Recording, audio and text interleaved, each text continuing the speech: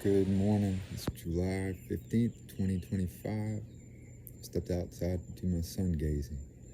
She's coming up over the horizon a little bit. Got Phoenix on my shirt, just realized. Got a cup of coffee in my hand. And she's rising fast. So,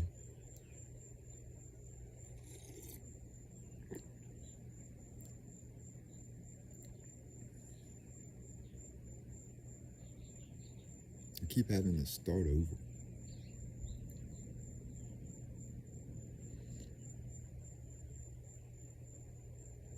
Which could be a good thing, because you learn a lot when you're in the beginning stages of something. That's when most of your learning takes place.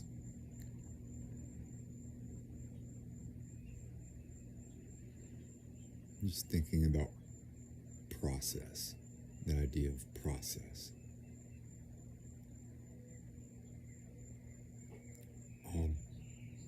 Most of the things that we value as people come from a result of process. And process has a framework, it has a shape, it has a geometry, it has attributes. And you don't have to be a genius to understand process. Another word for process is cultivation. And so when I say I'm starting over, I'm always starting over a process. And a lot of people think that skills or anything we want to accomplish, anything really useful, is sequential, and it's not. Process is not. Doesn't come in it's not chromatic, it's not, I don't know the word for it, but it goes A to B to C to D, consecutive little steps, sequential steps when process is bigger than that. It works like a magnet. I mean, I don't know how else to say it, guys. Everything works like a magnet or a field or a storm. A magnet. The field geometry of a magnetic field looks like a hurricane. Cut in half, I guess. It's hard because you can't see it, but this is a really hard video to make.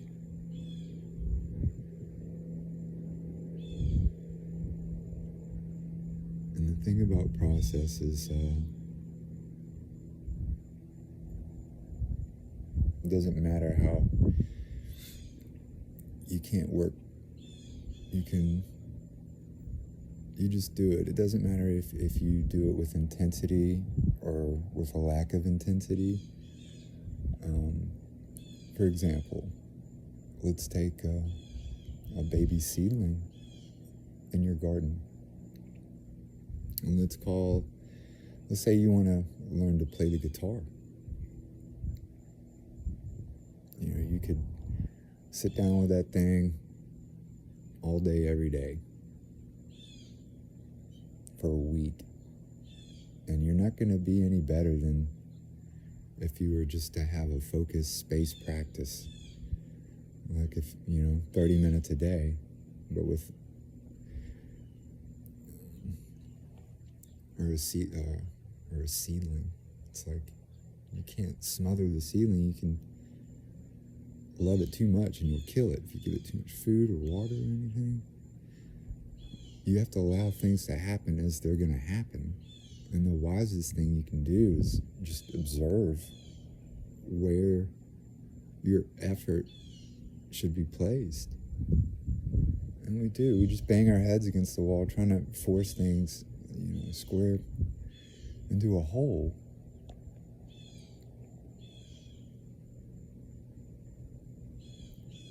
We have to trust the process. And I'm not going to quit That's where the effort comes in, is in letting go and letting God.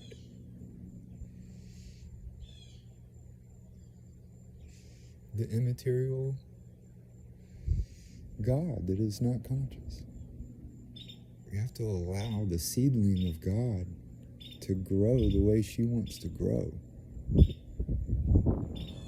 I have close family members that resent me because they say that they don't live up to my expectations. I was trying to explain to these two family members who are like peas in a pod that it's not my rules. I just understand process. I can play guitar. I can make seedlings grow. I'm a cultivator. I understand process. It's about timing. It's about paying attention to the symphony.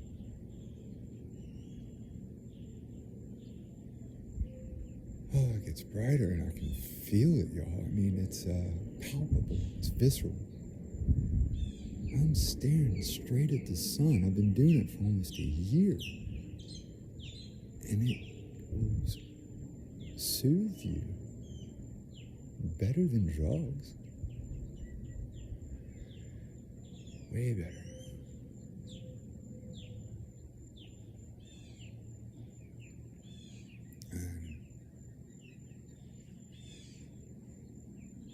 I've had anger issues in my life. I should let y'all know that I acknowledge that. And I understand it now. Isn't that wonderful? I was angry because the process kept getting interrupted.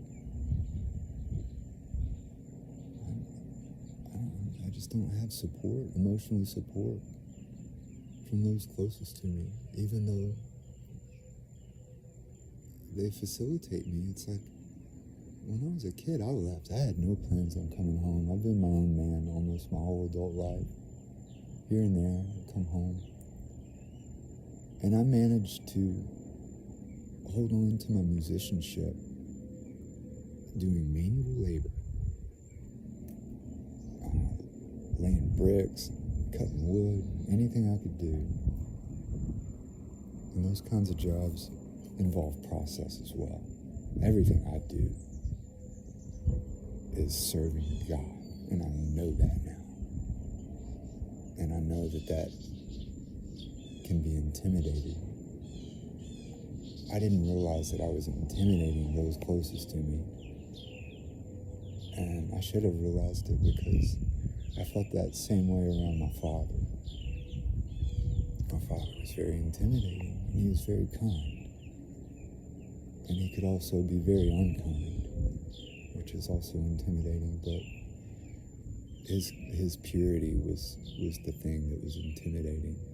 And I have it. I'm not perfect, but I have it. I recognize the value in submitting to process. That's God's way. And it's great because that means we're not in control. It's a weight off. And I can't get angry when people who profess to love me interrupt the process because they just don't understand. And I try to explain it, and they just roll their eyes. And I can't do anything about that. And so if I get angry, that's not part of the process. And that's my failing, and I accept that. Thank God I accept that. I'm happy. I'm happy to admit my fault. That's the mind of a champion, y'all.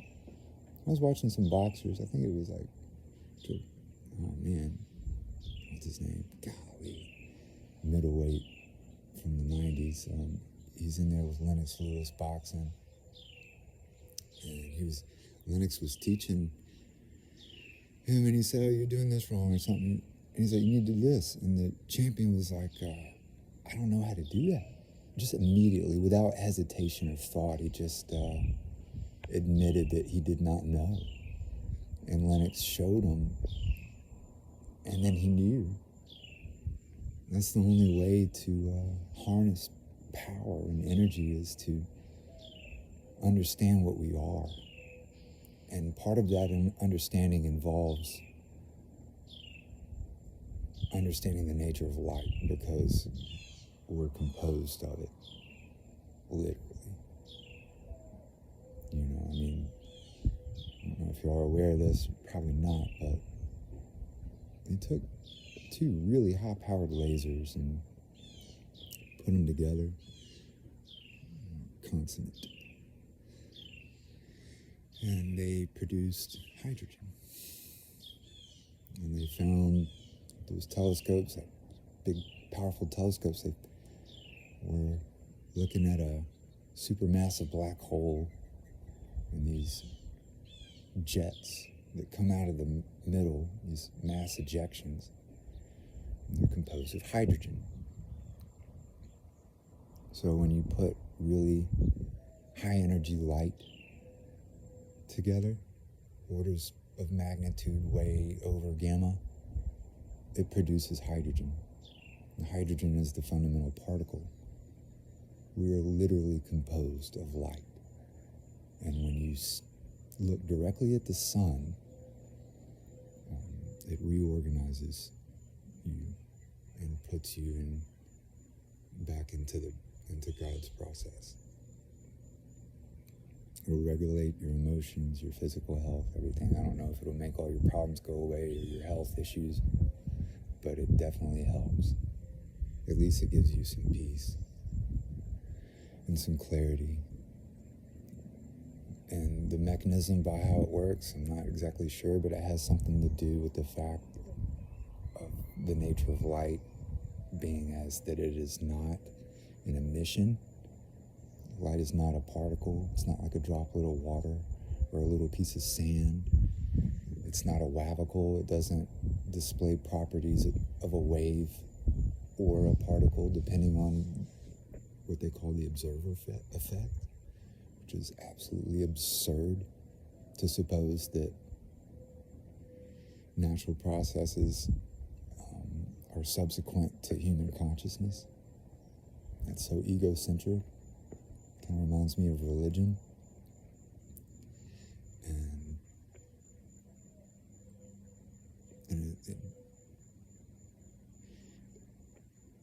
the whole world that we've made for ourselves, the supposed world, is based on the lie. And it is a lie. If you go back and read, that's how I know it's a lie. It's because I went back and I looked at the evolution of our understanding of the natural world. I wanted to read about those who are as curious as I am. And you don't need to know how, you don't have to understand how to calculate change over time, d over t. You don't need to know how to do that to understand physics. And that's really good news. All you have to do is pay attention, which is a tall order, because we live in a world that doesn't really allow for that. But things are changing. And I know that the way I think is more in the past, rooted way far in the past, and also it's going to be the world to come. The world we grew up in is dead. It's no longer here. Money is a trick. And it's not a bad thing, though. I mean, it's a trick, but the trickster also facilitates God's will as well. And so to all our problems, you can't get away from God at all. And it's just part of the process. Even the interruptions are on another level, part of it as well, layers upon layers.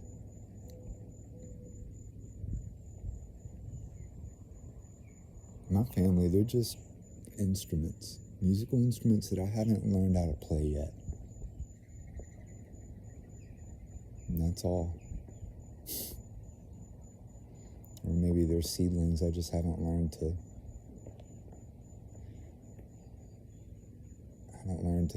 speak their language yet. And I have to get in and swim around in their minds some, and that's a skill I have that is also intimidating, is I can disassociate. I'm an extremely powerful empath. I can almost become you. I can learn to see the world the way you do because of my understanding of just people. I know what drives them and motivates them because I'm one. And that's good news. They're in good hands. I'm going to take care of them even though they fear me so much and hate me. It's so funny because a lot of times people accuse you of doing what they do. Am I doing that now? Am I interrupting the process? Well, surely I am if I get angry. That's for sure. Or if I try to force things into what I want, I can't. I can't make the seedling grow any faster than it will. And to want that is not healthy. And to think that light as a particle leads to unhealthy thoughts, feelings, and actions. And I mean, it's the assumption. The whole world assumes that light is an emission, and it invokes scarcity. If we're composed of light, or if this is over there and that's over there, and quantum physics, if everything's separate, that's the problem. That's why I'm talking about this. That's why this is important. Is because the implication of light not being a particle and being a wave is, you got to ask yourself, what is it that's waving? And then you keep going down that road long enough, and you'll realize that we're all connected under one being. And I'm not saying kumbaya or that this is a great thing. It's just it's a fact. We're all connected, which means we're connected to things that we also don't like, as well as the things that we do like. So, it's whether we think it's good news or bad news, or a good thing or bad thing, doesn't really matter. It just is. And so I guess you could say that's good. Or good and bad or just don't really even aren't part of it. Ultimately, those are human conceptions. Okay, ran over. Peace out, one love. Learn to just pay attention and evaluate process. And it's like a hurricane. And at the center of every hurricane is nothingness. It's the nothingness driving all that wind and everything around you. Or like love. Love is a hurricane. You can't point to love. It's not a thing. You can only point to the deeds of love, how it manifests, concepts of principle versus attribute. A hurricane isn't the wind. It's that nothing in the middle. The wind is just the attribute of the nothing, but the hurricane itself, the principle of the hurricane is the eye of the storm, the nothing. The attribute of the hurricane is the powerful winds. Love is like that. Process works like that. It has the geometry of a hurricane. And our relationships have the geometry of a hurricane, or a magnet, or a black hole, a galaxy. When you multiply, when you're doing your calculations for electrical load, you multiply by the golden ratio, which is a hurricane. The golden ratio is a hurricane. It's a perfect logarithmic spiral. It's all around us, every single where, all over the place. Every one of our atoms in our body has a magnetic field, little hurricanes. And these little hurricanes interact with other hurricanes. These fields are interactive. It's so beautifully simple. And I can't explain it all in one video, and neither can Ken Wheeler. And that's why I'm making these videos, is I'm just trying, y'all. Alright, peace out, one love. Have a great day.